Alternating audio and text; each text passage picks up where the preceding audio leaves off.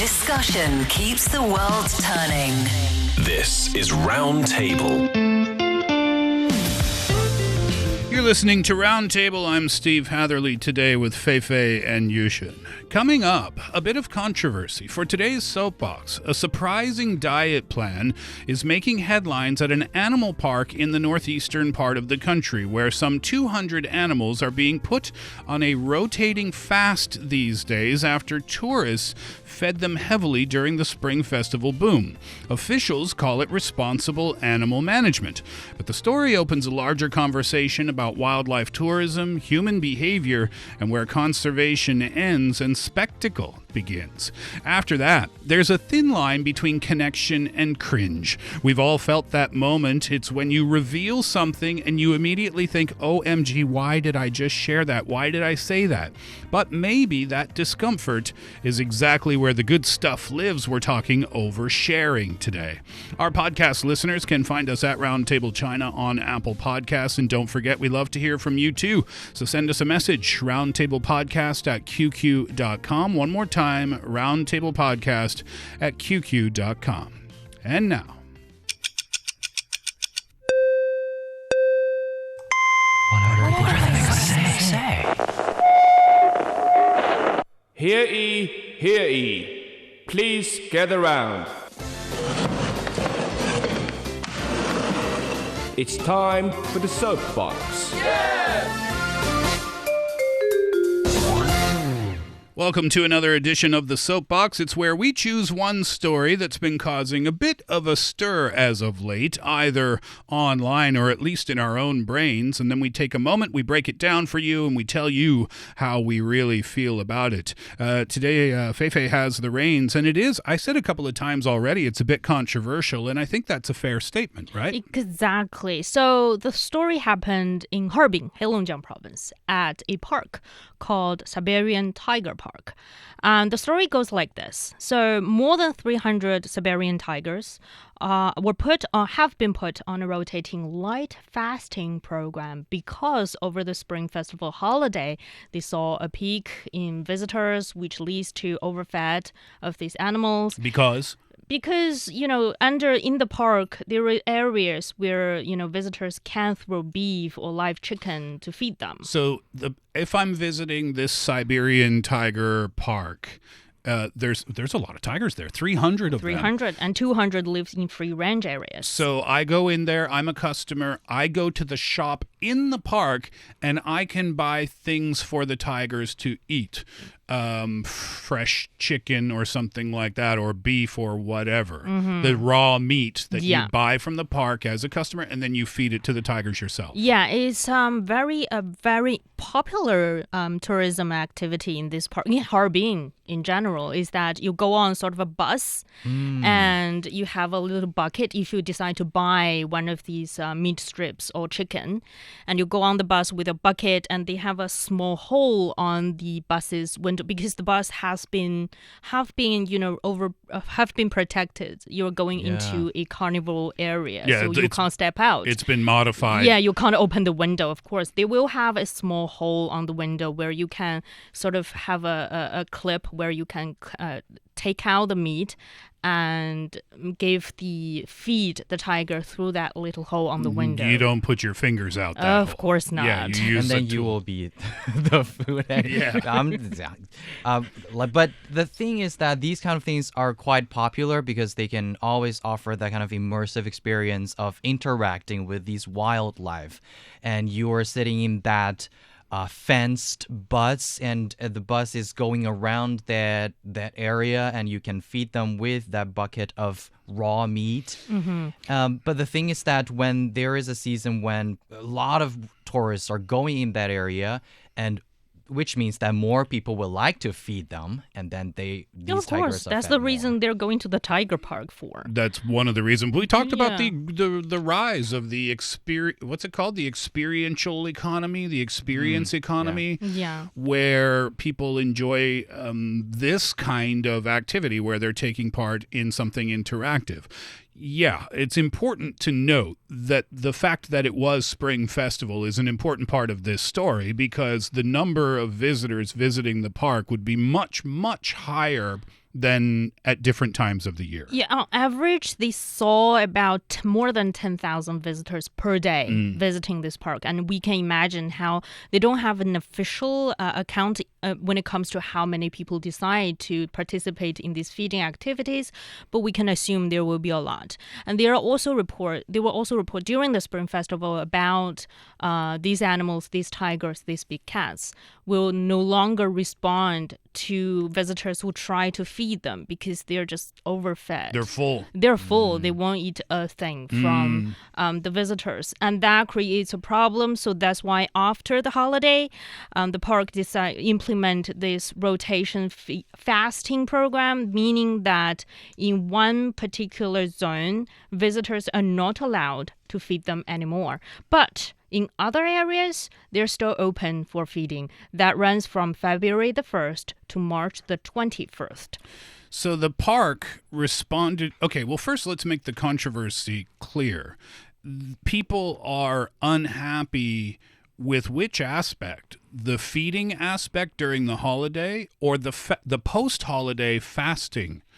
Would you say is or is it both? I think it's both, actually. Yeah. There will be disappointed visitors saying, well, I come to Harbin, I come to this park for this activity, and now I'm not allowed to do that. And there will be also other people saying that how can you overfed the tigers? They're endangered animals. You should never do that in the first place. Yeah, okay, that's one opinion. That's another opinion. What's the park's response to all of this? They said that this is them being responsible because just like us, just like human beings, during the Spring Festival, we get plump. We put on a few kilograms. Post-Spring Festival, we go back to the gym and we start our own diets. The park is saying it's the same thing that's happening here with the tigers. They ate too much during the Spring Festival. Now we're giving them a diet so that they can have a healthier lifestyle. Yeah, the park officials explain that this plan is part of their scientific management. And also they say that not only the rotation helps prevent digestive stress and also can maintain tigers' natural hunger rhythms. And actually, according to an expert, he's called Jiang Guangshun. He is from the National Forestry and Grassland Administration's Cat Research Center, said fasting has long been a standard practice at tiger parks because periodic fasting is a scientifically grounded feeding strategies for these large carnivores. The goal is to help captive tigers retain their patterns and metabolic characteristics seen in the wild. So from the perspective of preserving their natural instincts, fasting follows the activity and feeding rhythms of wild tigers. So it's not only just for Spring Festival or any tourism busy holidays. In some parks, there has been a fasting program in place not on a daily basis, I would say on a routinely basis.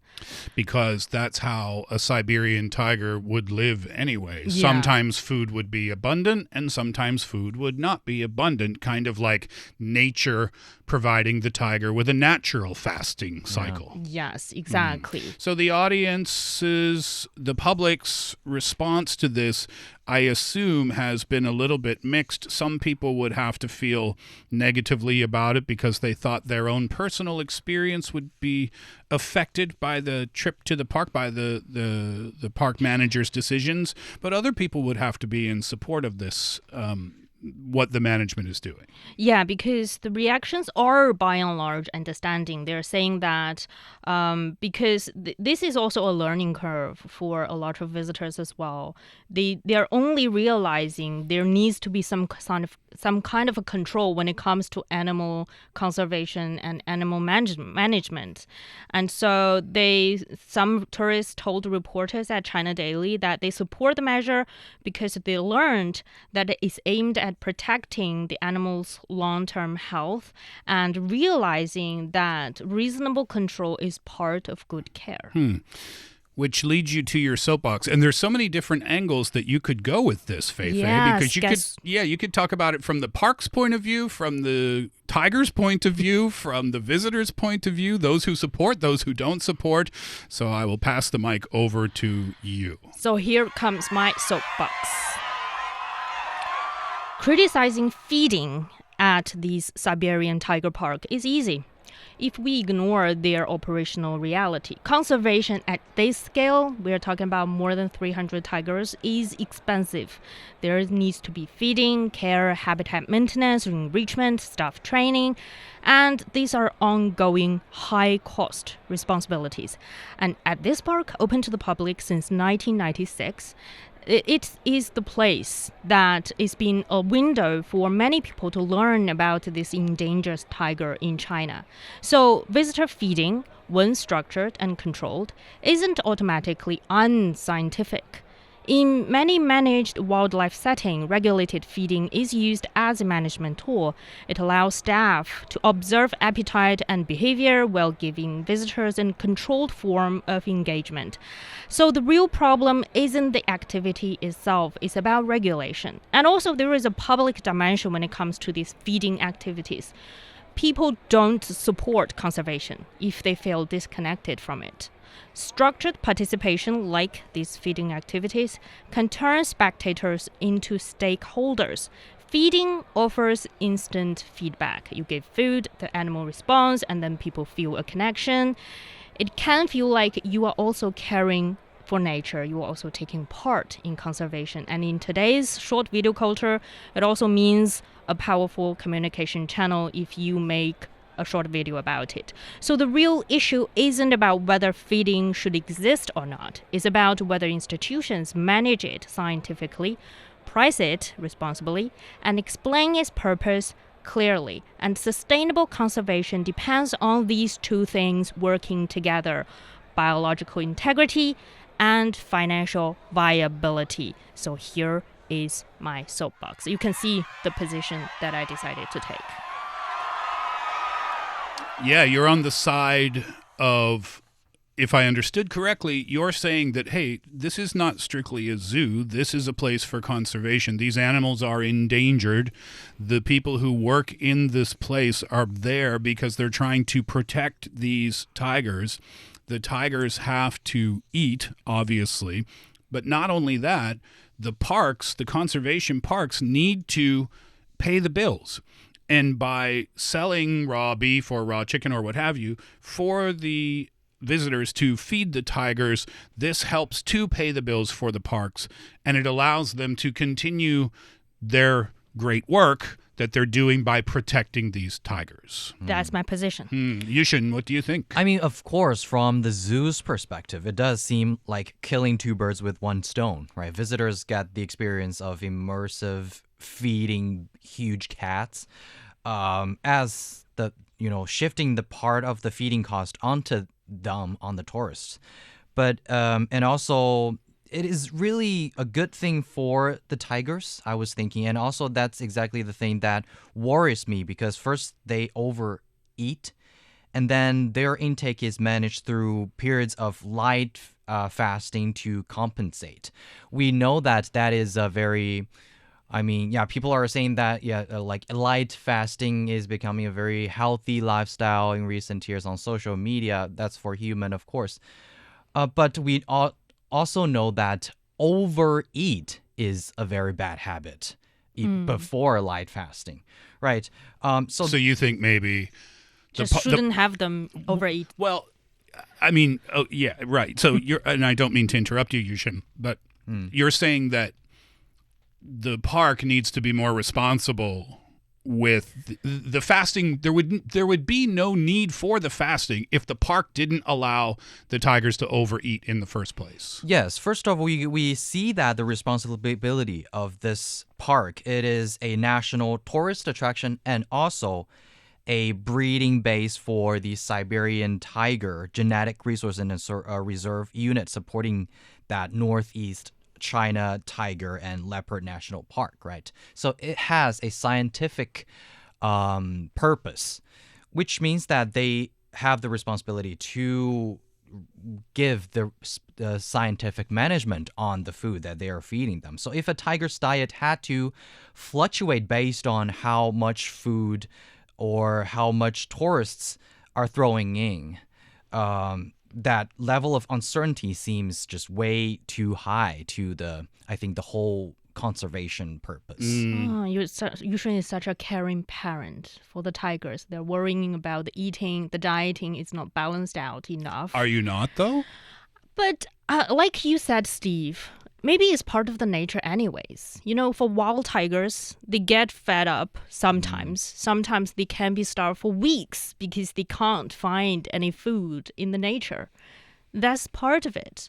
And I think when it comes to these captive tigers, they will the large chance would be they will stay in this park forever for their whole life. It's part of the downside of keeping the animals, for example, a tiger that was born there. Yeah. So if you release them back into the wild, from what I've learned from documentaries, they would have a very, very low chance of survival. Yeah, and also when it comes to these endangered tigers, they are most of the chance they are bred in this park or other parks, similar conservation breeding centers, because in the past in the wild there are just less than thousands of them in the wild.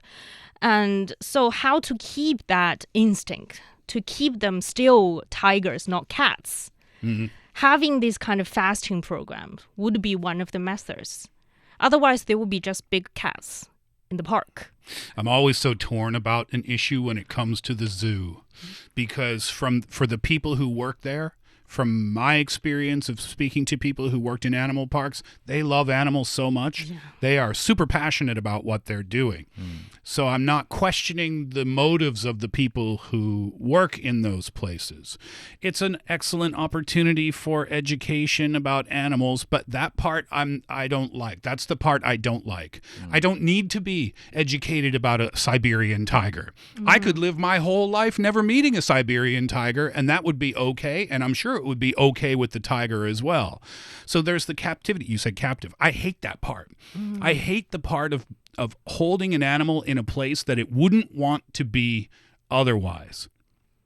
But then, conservation. There would be no more of these Siberian tigers if we didn't have these types of parks. So I don't know how I feel. There's only one thing I know. If you're a spoiled tourist and you go to this park and you feel upset because you didn't get to give beef to a tiger on this particular day, shut up. It's not there for you and your entertainment. That's the other part that I hate about zoos. If they're there for conservation and the animals are kept properly, or with their best I guess, intentions from the park management, then I guess I support it. But for the entertainment value, that's where I start to feel really uncomfortable. So, yeah, that's why it's such a hot ticket issue on the internet these days. You're listening to Roundtable. I'm Steve with Yushun and Fei Fei. And I wonder, do you overshare or undershare? Looking for passion? How about fiery debate? Want to hear about current events in China from different perspectives? Then tune in to Roundtable, where East meets West and understanding is the goal. This is Roundtable. I'm Steve with Yushun and Fei Fei. Have you ever left a conversation replaying it in your head, wondering why you shared something so personal? Or maybe you held back, and later you wished you hadn't. We're told to be authentic, to be vulnerable, and to be open, but we're also warned about oversharing.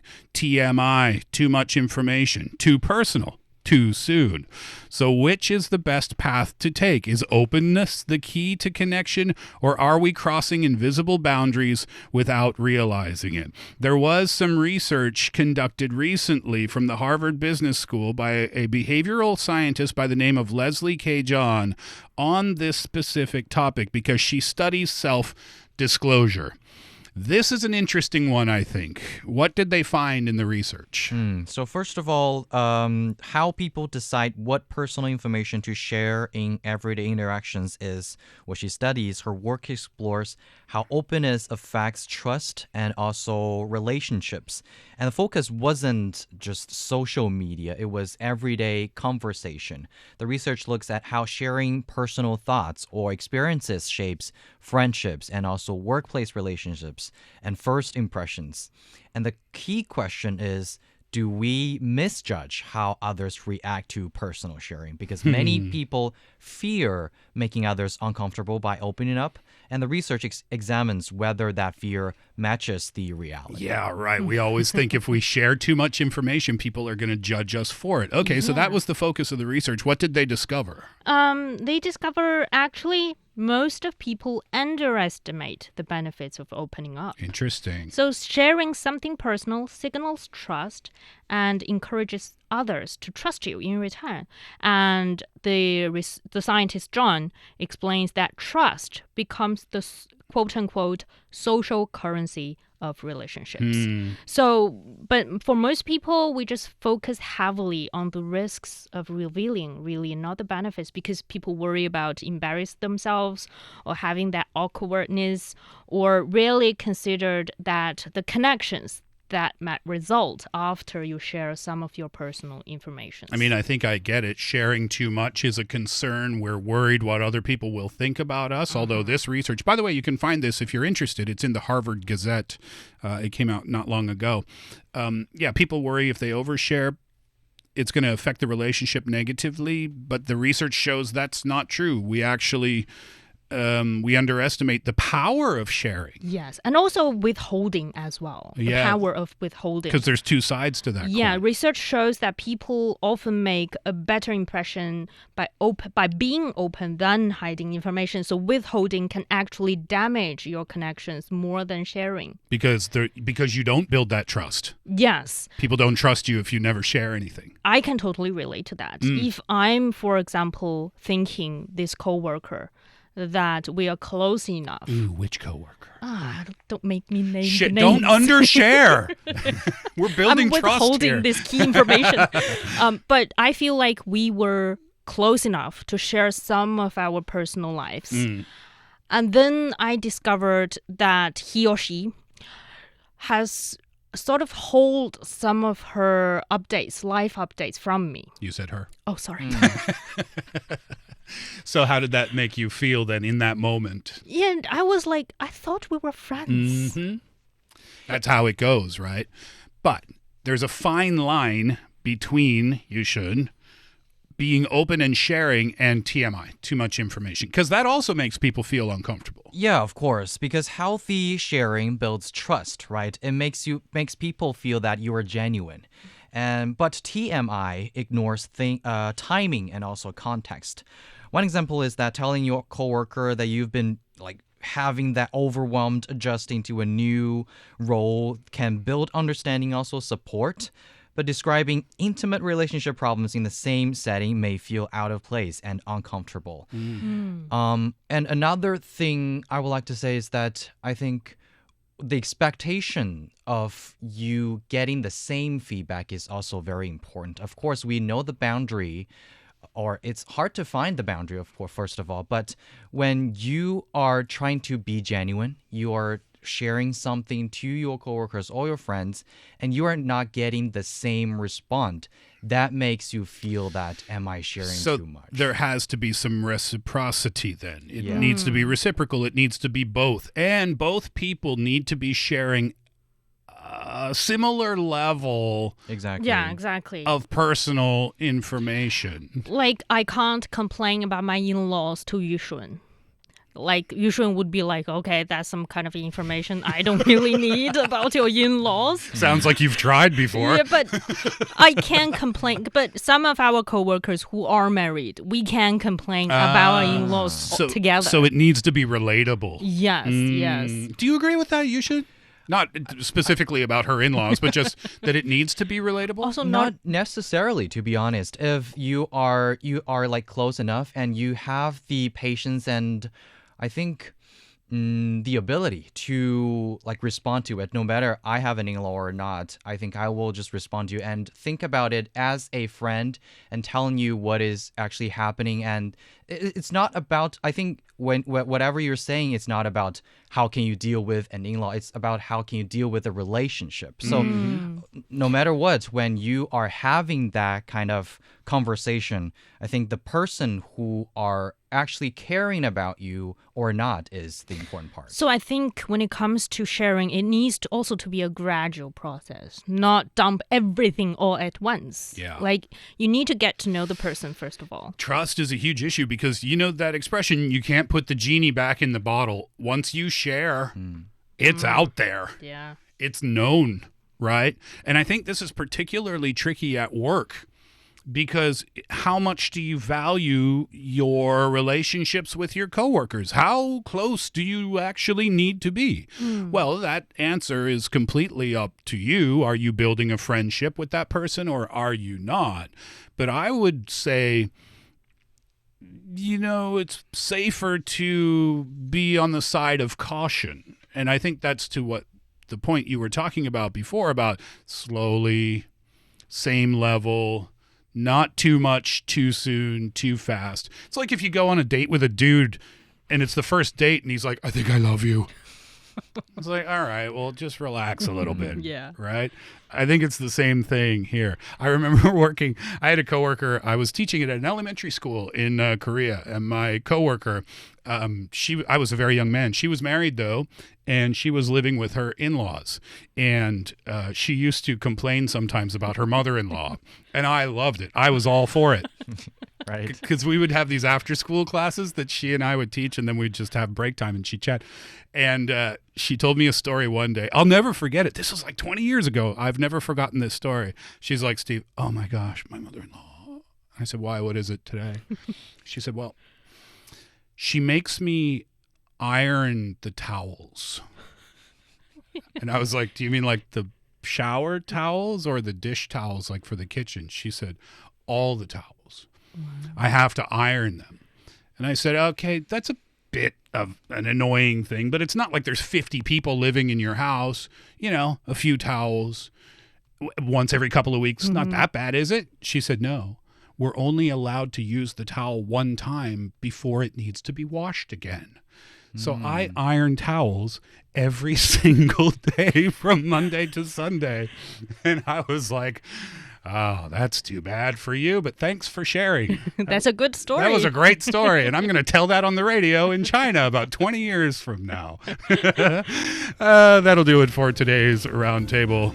Thanks for sharing your time. Sharing, yes, thank you for sharing your time with us today. I'm Steve for Yushun and Fei Fei. Have a great one. See you next time.